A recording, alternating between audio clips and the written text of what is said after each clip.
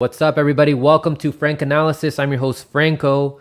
So there has been some major developments that happened yesterday in the U.S. evacuations from Kabul, Afghanistan, and most of the people that needed to evacuate have already evacuated.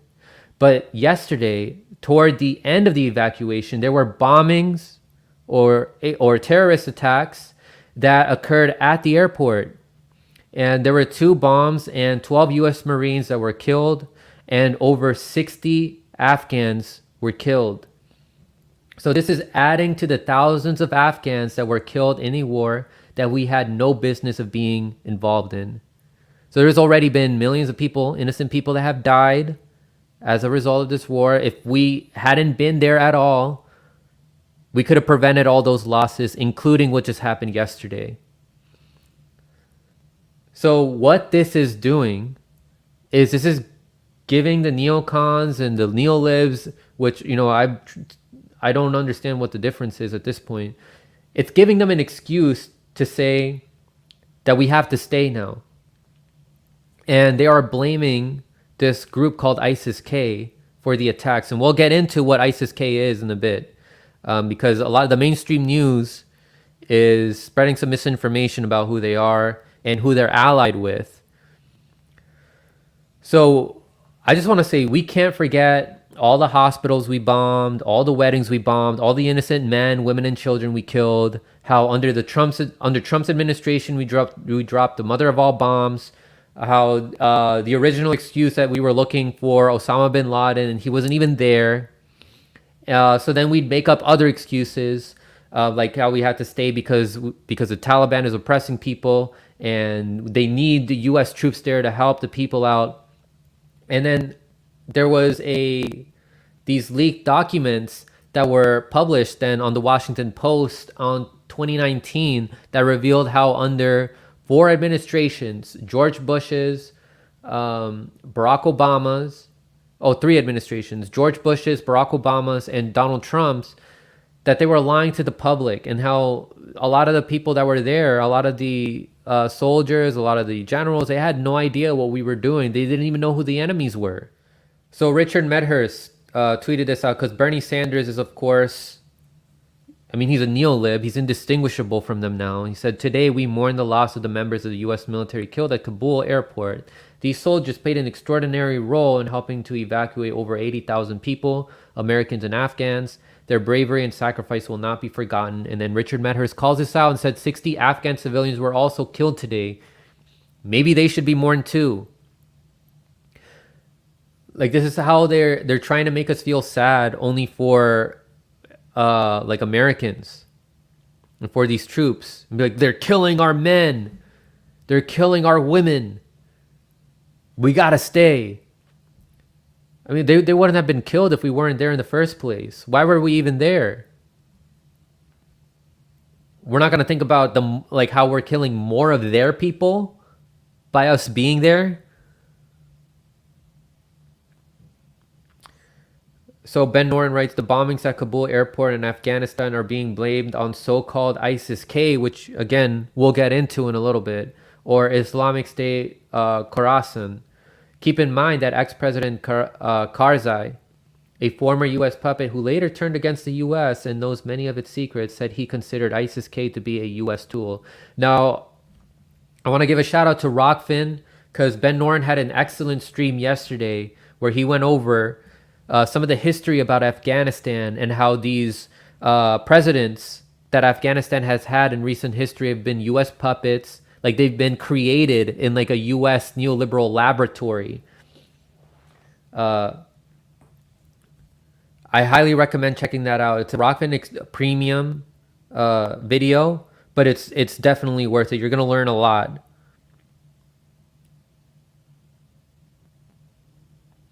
This is what I wanted to show you guys here. Like, the history of our involvement in Afghanistan goes really far back. It doesn't start in 2001. Just like the first time I covered this, I want to just go over, what has happened under each president during these past about 40 years of our involvement there. How 8 U.S. presidents maintained war in Afghanistan. This was shared by the Soapbox. So under Jimmy Carter, He launches Operation Cyclone against Afghanistan left-wing government.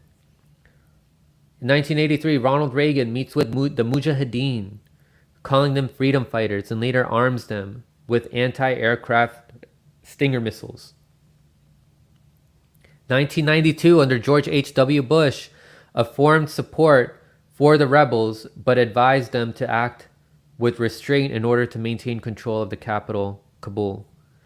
1998, Bill Clinton bombs Afghanistan and Sudan as an act of self-defense, quote unquote, against imminent terrorism and retribution for bombings of U.S. embassies.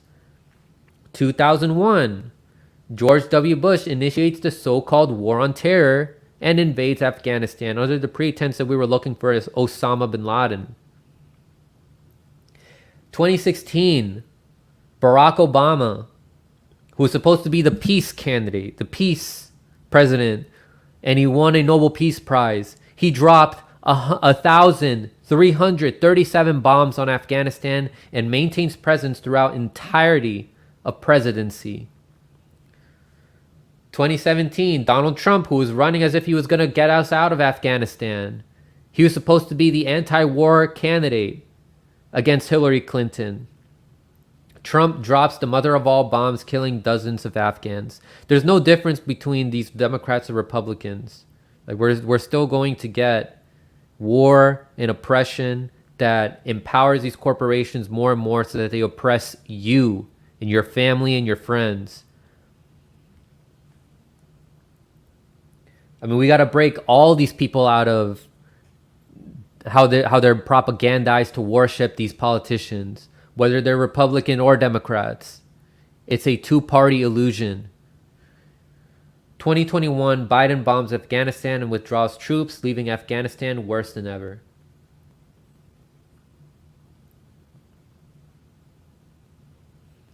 So, I told you guys we were going to go over who ISIS-K is. So there's this video here by RT that compiles all these reports from people, because what they're saying is that ISIS-K is allied with the Taliban, which is, according to a lot of reports and documents, is not true. So we're gonna play this, and then we'll continue this analysis. Dreaded name of ISIS had all but vanished from international headlines. But now, amid the Afghan power vacuum, the terror group has apparently struck again.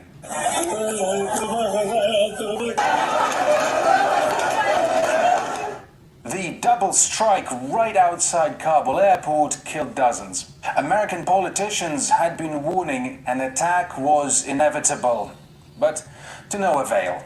Every day we're on the ground is another day we know that ISIS-K is seeking to target the airport and attack both U.S. and allied forces and innocent civilians. As we conduct these operations, we are sustaining the highest level of vigilance for an attack against the airport by ISIS-K or another terrorist group.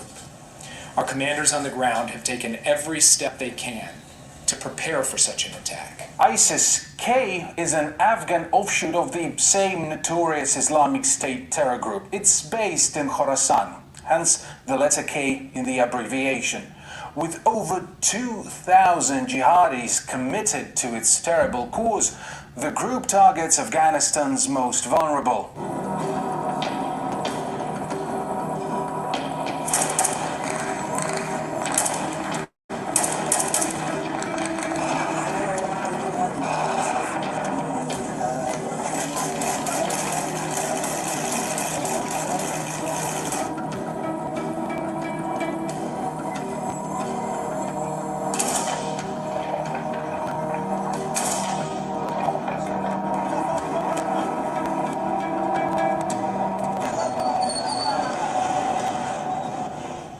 If you think this may have been ISIS-K's last strike at the exiting foreign troops before a happy union with the Taliban, well, think again. The two groups are sworn enemies, with the Taliban just not radical enough in the eyes of ISIS-K.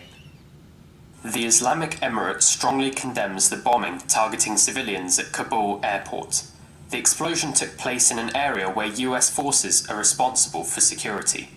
The bottom line is ISIS-K presents a massive security and reputational challenge for the Taliban. Given the Taliban's attempts to look more civil, humane and legitimate, we could conceivably soon see, strange as it sounds, a Taliban-led anti-terrorist operation. Or ISIS-K might become the perfect pretext for the US to negotiate at least some presence in Taliban-controlled Afghanistan.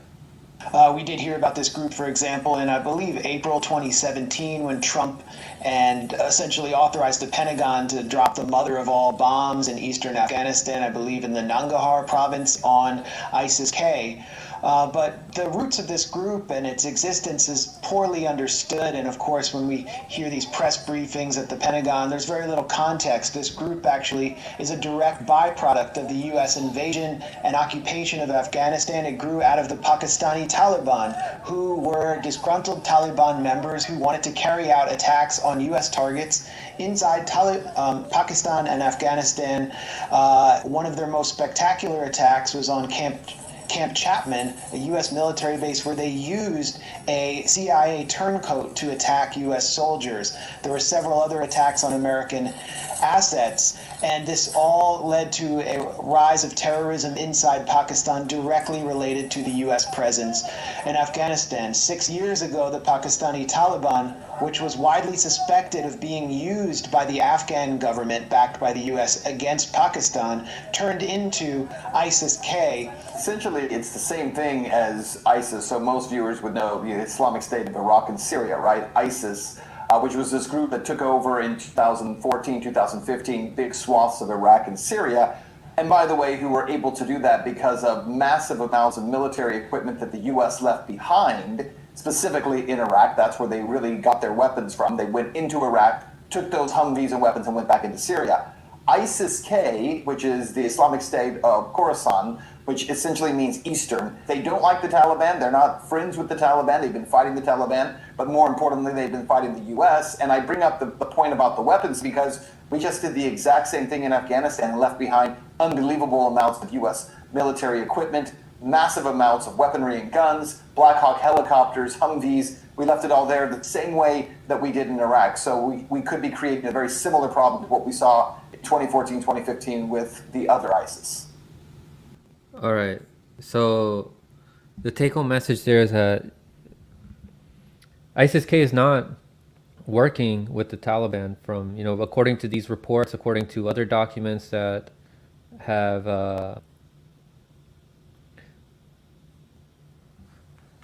other documents that have been published. And all of this wouldn't be happening right now if it weren't for the US's creation of it. Like, we create more chaos to manufacture people's consent and be like, oh, look, things have gotten worse. Let's go back in. Or let's stay there. When it otherwise wouldn't have happened, if we hadn't dipped ourselves in there in the first place.